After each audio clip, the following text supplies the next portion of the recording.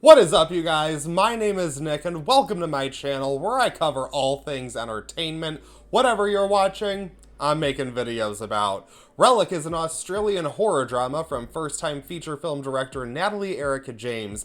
In it, Edna is an older woman experiencing increasing episodes of Alzheimer's until one day she mysteriously vanishes without a trace. Her daughter Kay and granddaughter Sam head to her countryside home to try and find her and figure out what happened, when Edna suddenly reappears just as mysteriously as she disappeared, leaving the family to grapple with the way mental illness is shaping their future. In case you missed it, I made a video about going to the drive-in to see this movie, and if you're a fan of entertainment content on here, you might know Dan Murrell had basically the same exact problem that I did with this movie, and that you really couldn't see most of it in the drive-in lighting. I'm not trying to say anyone copied anyone, I'm just saying, you know, great minds, people, great minds. I ended up renting this movie on Amazon to watch it for a second time and see it the way that it was meant to be seen, in the dark, and I'm so glad that I did, because I feel so differently about this movie than I did after watching it for a first time. So if Dan Murrell's out there, I gotta let you know, you're gonna want to see this again, because I think you're gonna enjoy it. One thing I love in horror is when you have a scenario that mirrors real-world horrors while also playing out a fictional horror.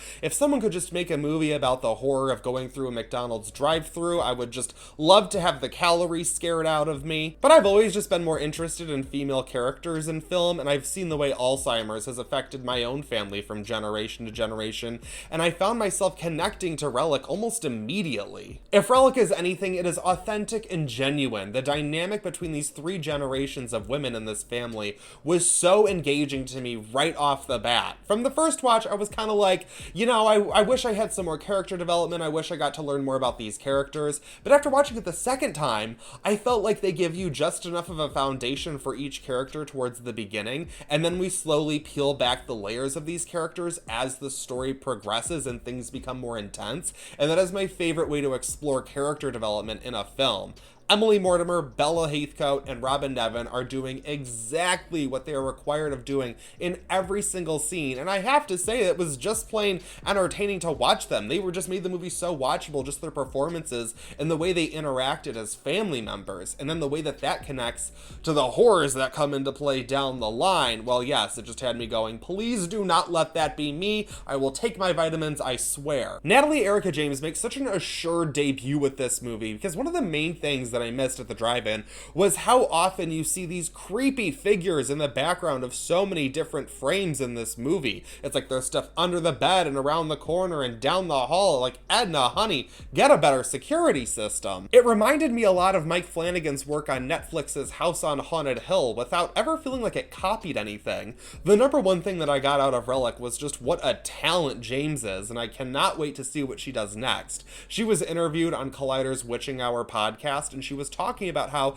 these creepy figures in the movie were like the manifestation of someone with Alzheimer's talking to people in their head, and if like that was brought to life and really in your home, which is a creepy idea that's very fascinating to me. But I have to say that that idea was not very well established within the film itself to be satisfying to me personally as a viewer. The real horror elements come into play within like the last half hour of this movie, but that doesn't make the first hour this boring family drama where you're just waiting to get to the good stuff. I would argue that I think the first hour is actually the best part of this film, because it's just so engaging watching these characters try to navigate their way through this family situation. Honestly, my biggest problems with the film come from that last half hour when the horror elements are revealed. I don't want to spoil anything here, so I'm going to do my own spoiler talk video to go over these things in depth, because it's like, as soon as you just like pull on this string, you're unraveling the entire ball of yarn with this one. There's so much going on, and it's crazy and it's interesting, but I don't want to spoil anything for anyone. I definitely want you to see this movie because you really should discover it for yourself. But I would say that I just didn't think that the horror elements were blended seamlessly into the family drama elements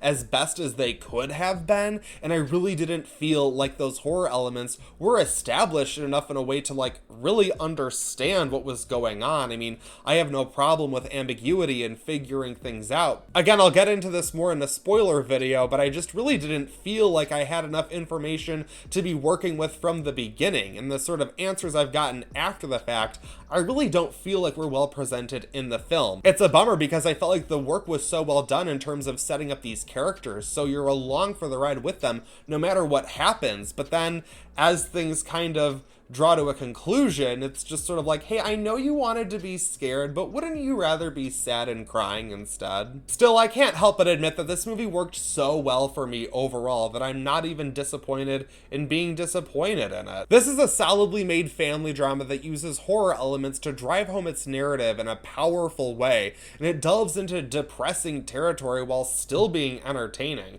The acting is great, the visuals are appealing, and the directing is stunning. I'm gonna give Relic a 4 out of 5. I think this is easily going to be the best horror movie of the year for me personally. If you've already seen Relic, then please do join me in my spoiler video, as I'm really interested to talk about the elements of this film that didn't really work for me, but at the same time, I really liked what it was trying to do. I just didn't feel like the way it was done really worked in the end, but again, we'll talk about that later. But thank you so much for watching this video. I greatly appreciate it. Let me know what you thought of Relic in the comments below. Like this video, share it with your friends, and subscribe to watch this now, because that's it for this video, but I won't stop you from watching another.